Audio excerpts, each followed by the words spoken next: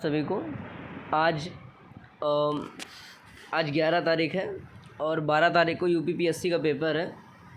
तो एक ये देखिए मैंने एक लिस्ट बनाई हुई है कि हमको कौन कौन सी गलतियां नहीं करनी है। तो पहले मैं बता देता हूँ कि ये कोई बहुत ही एग्जॉस्टिव लिस्ट नहीं है कि यही गलतियाँ होती हैं। गलतियाँ बहुत हज़ार प्रकार की होती हैं। हर एक व्यक्ति एक नई गलती कर सकता है और करता है। ये वो गलतियाँ जो मैंने करी हैं, जिनका मुझे बहुत ही काफ़ी नुकसान भी हुआ है ना। तो अगर मैंने कर ली हैं तो मेरा बस पर्पज़ ये है कि जो लोग मेरे नेटवर्क में हैं वो लोग वो सब गलतियाँ ना करें जो मैंने कर रखी हैं।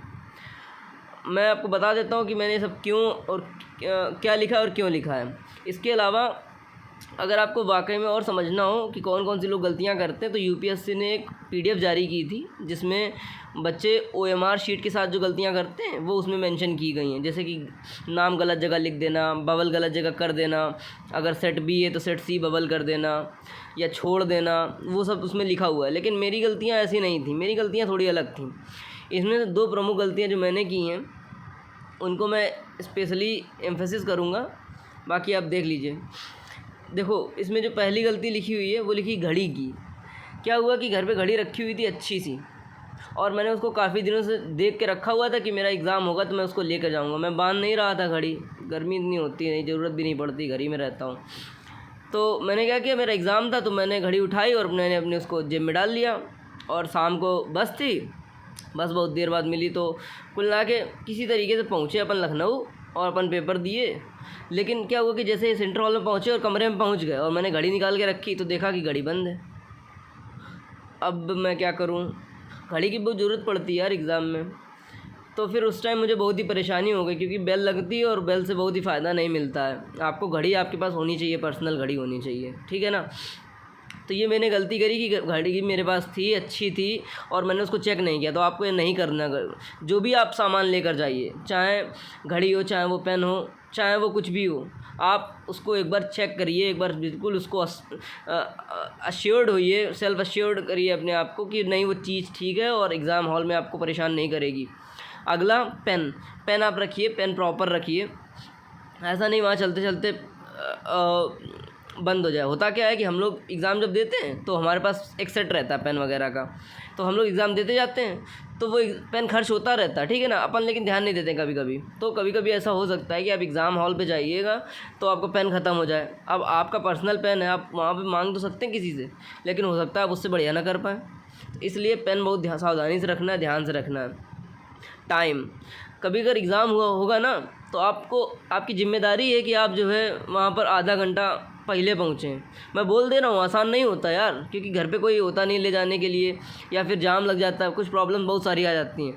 इसलिए कोशिश कर सकते हैं हम लोग कि अगर एग्ज़ाम 9:30 बजे है तो हम लोग ना 7 ही बजे निकल जाओ यहाँ से, कोई दिक्कत नहीं है। वहाँ जल्दी जा कर के, जल्दी जाओगे तो कोई नुकसान नहीं होगा। तो हमेशा जो है एग्ज़ाम हॉल में, एग्ज़ाम सेंटर पे समय से पहले पहुंचना चाहिए। फिर अगली गलती है सीट की।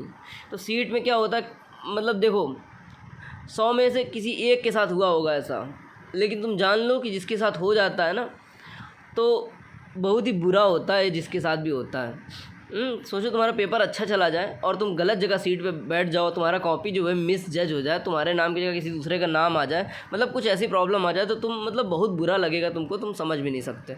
हालांकि ये ऐसा नहीं हुआ मेरे साथ, मैं तो बच गया था किसी तरीके से, लेकिन इसीलिए मैंने बता रहा हूँ कि अगर तुम्हारी जो सीट है, अगर एग्ज़ाम हॉल में अगर तुम्हारी सीट नहीं दिख रही है ना, कि कोई मान लो तुम्हारा रोल नंबर है लाइक 28, 30, 36, तो तुम्हारा रोल नंबर नहीं दिख रहा है।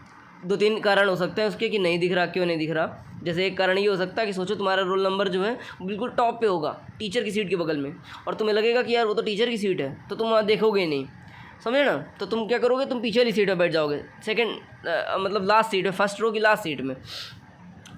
तो कुल मिला के मोटिव ये है कि अगर तुम्हारी सीट है, तुम्हें नंबर नहीं दिख रहा है, तो तुम्हें उस हॉल में जो इन्विजिलेटर है ना उसको तंग करना, उसको पूछना है भैया कहाँ पे हमारी सीट, हम वहीं बैठेंगे, ठीक है ना।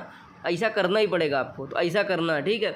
अगला आईडी कार्ड लेकर जाइए। हमेशा क्या करता है कुछ एग्ज़ाम्स में, अब देखो आधार कार्ड है वो कॉमन सा हो गया है कि किसी भी एग्ज़ाम में आधार कार्ड लेकर चले आते हैं, लेकिन ऐसा है नहीं, याद रखना।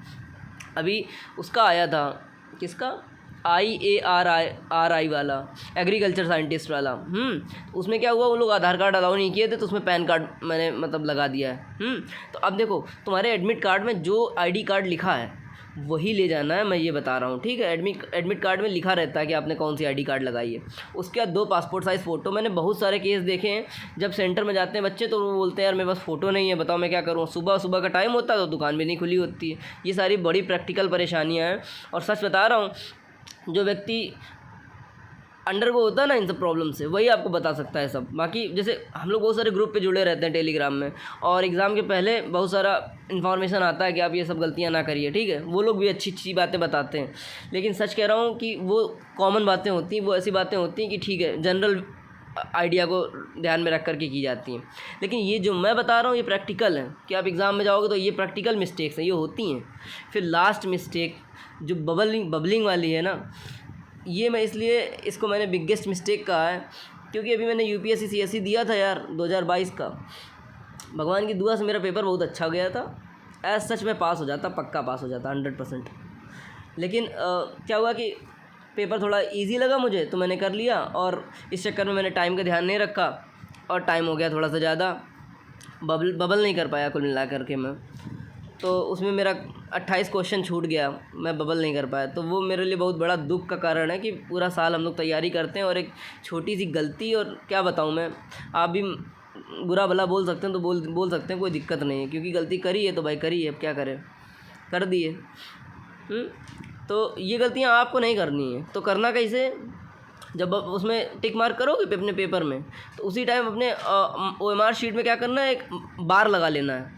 पूरा बबल नहीं करना है। अगर तुम्हारा मन कर रहा है कि हम लास्ट में करेंगे, तो तुम पूरा बबल उस टाइम मत करो, लेकिन जब भी कोई भी क्वेश्चन सॉल्व किया, मान लो क्वेश्चन नंबर 35 सॉल्व किया, तो अपने OMR शीट में एक बार लगा लो, हल्का इनविजिबल सा एक डंडा लगा लो, हो जाता है, उससे दिक्कत नहीं होती। मैं तुम्हें गारंटी के साथ बता रहा हूँ, क्योंकि जो OMR रीडर होता है ना, तो जो डार्क कलर होता है उसको जल्दी रीड करता है, और बाकी जो कलर होता है उनको हो सकता है करता हो, लेकिन तुम मान के चलो, तो तुम जाहिर सी बात है तुम डंडा उसी में लगाओगे जिसको तुम्हें बबल करना है, तो उसी में लगा लो। और तुम्हें इतना टाइम नहीं मिलता, अगर तुम बहुत एक्सपर्ट नहीं हो ना, तो तुमको इतना टाइम नहीं मिलेगा कि तुम 2 इटरेशन कर सको, 3 इटरेशन कर सको, कि एक बार पूरा 100 के 100 क्वेश्चन देख लिया और फिर से देख लिया, ऐसा नहीं कर पाओगे। तुम एक ही बार मुश्किल से देख पाओगे, और दूसरी बार तुम पूरा देख भी नहीं पाओगे, ऐसा मेरा मानना है, ठीक है।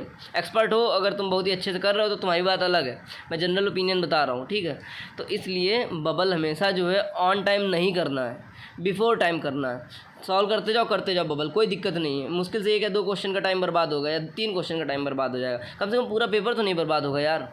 कर लोगे कभी अगर पूरा पेपर बर्बाद, तो तुम मेरी भावनाओं को समझ सकोगे कि मैं क्या कहने की कोशिश कर रहा हूँ। एनीवेज, आपको ये सब ध्यान रखना है। और आने वाले जो एग्ज़ाम्स हैं, जैसे CAPF है अगस्त में शायद से, UPPCS है कल, IARI का है, एयरपोर्ट अथॉरिटी ऑफ इंडिया ने एक लेकर आई है जॉब ऑफ़र लेकर आई है। तो QAT का एग्ज़ाम है, QAT मतलब वो यूनिवर्सिटी एग्ज़ाम्स।